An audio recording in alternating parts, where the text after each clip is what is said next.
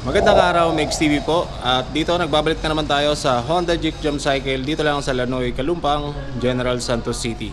Ang ating pag-uusapan ngayon, ang Honda Wave RSX 110. So isa sa pinaka-praktikal at pinaka-matipid pagdating sa kanyang gasolina. So bago natin silipin ang kanyang specifications, montage muna natin to.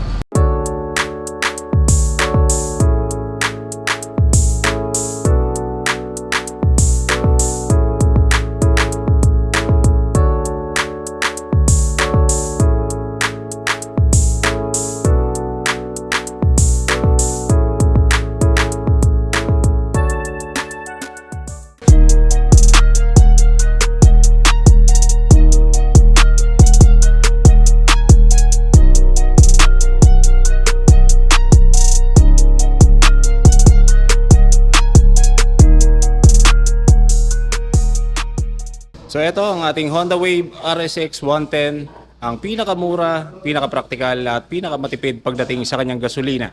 Hindi po ito yung pinaka-latest, no, dahil yung pinaka-latest ng Honda Wave RSX 110 meron siyang decals dito. So yun, bigyan natin ng walk-around review ang motor na to. Unahin natin dito sa kanyang harapan.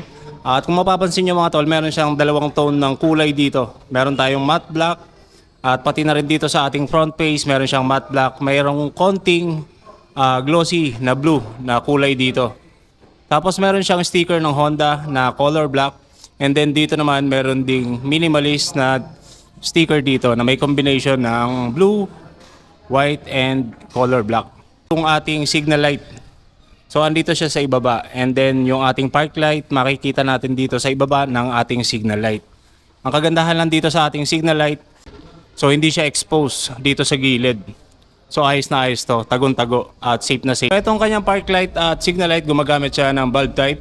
And pagdating naman dito sa ating headlight na dito naka-attach sa ating cowling, ito ay gumagamit ng halogen bulb.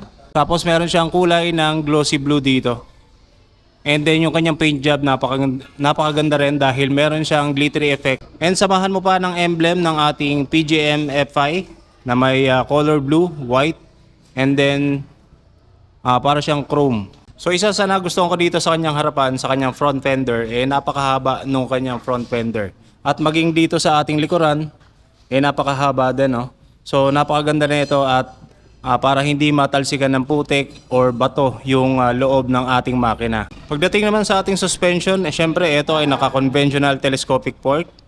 At sa kanyang braking system, meron siyang mechanical drum brake. Doon sa latest natin na Wave RSX 110, meron siyang disc brake and then meron din siyang drum brakes sa harapan.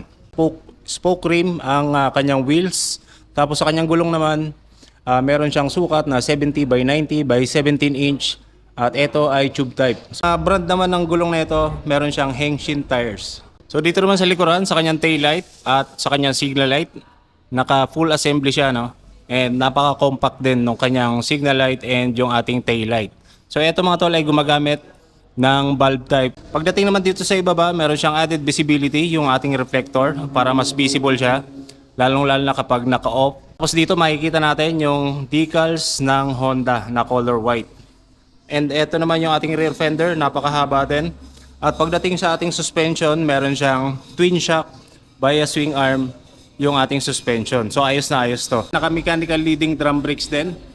At enough na yan mga tol para sa ganitong napakababang CC kagaya na itong Honda Wave 110 RSX. Naka-spoke rim ang kanyang wheels. At yung kanyang rayos mga tol, napakapal and talagang pang heavy duty. So napakaganda na ito at pwedeng-pwede sa mga off-road. Ito naka-Henshin tires at meron siyang sukat na 80 by 90 by 17 inch. At ito ay tube type. So ayan, napakasimple lang.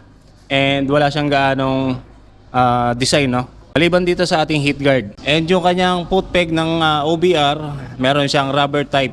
So ang kagandahan dito sa rubber type, hindi dudulas yung ating paa kapag tayo ay nakaapak dito. So ayos na ayos to. And then dito naman sa ating rider, yung ating foot peg. So naka-ano rin siya, rubber type. Meron siyang dalawang tone ng kulay.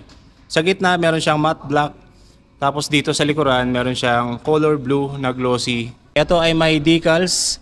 Tapos may combination siya ng blue, silver metallic, white, tapos may Honda na color white din. Meron siyang black, white, RSX, and then meron siyang design dito. And then meron ding PGM FI na decals dito sa ibaba. Sa kanyang instrument panel, gumagamit siya ng analog type. At kung mapapansin nyo mga tol, yung kanyang mga details talagang kitang-kita at visible na visible. So yan ang ating odometer and then yung ating speedometer. Tapos yung mga indicator natin dito sa itaas, meron siyang gear indicator, yung ating left and right turn signal indicator, yung high beam indicator, yung neutral, and then yung ating fuel gauge. Tapos dito naman sa ibaba, yung ating logo ng Honda or yung emblem, no. Sa kanyang switches, meron siyang high beam and low beam, yung busina at yung ating left and right turn switches. Sa kabila naman, so wala siyang gaanong switches dito. Maliban na lang sa ating ignition starter or yung electric starter. Maliban sa electric starter, meron din siyang kick starter, no. So kapag nalobat yung ating battery, mapapaandar pa rin natin ang motor na to gamit ang kanyang kick starter. So ayos na ayos to.